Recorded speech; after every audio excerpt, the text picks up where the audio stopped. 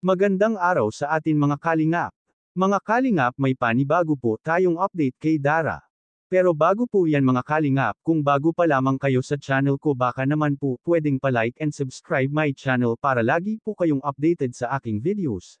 At kung pwede sana patapusin muna natin ang video na ito para alam natin ang nilalaman nito at huwag din po natin kalimutan mga kalingap na pakisuportahan ang ama ng kalingap na si Val Santos Matubang at Kalingap Rab Matubang pati na rin ang viewers at reactioners. Maraming salamat po.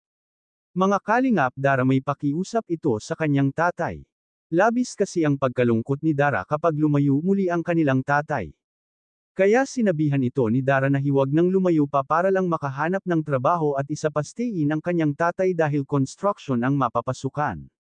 Kaya sinabihan ito ni Dara na huwag na lang niya ituloy na magtrabaho sa malayo para may kasama sila ni Bea dito sa bahay nila. Sinabihan ito ni Dara na tiyaga lang at makakahanap rin dito sa malapit sa bahay nila at hindi na kailangan lumayo pa. Hindi rin daw kasi sanay ang tatay na walang trabaho dahil para lang daw ito nagkakasakit kapag wala itong libangan.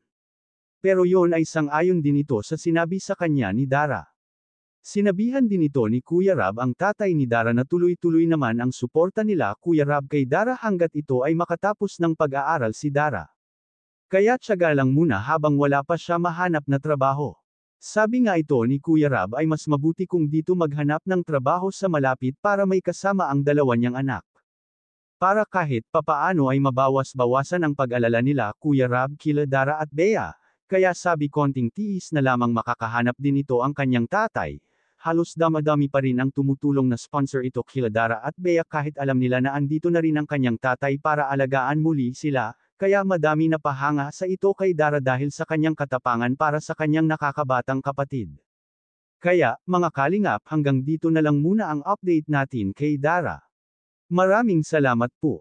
Thank you for watching and God bless us all.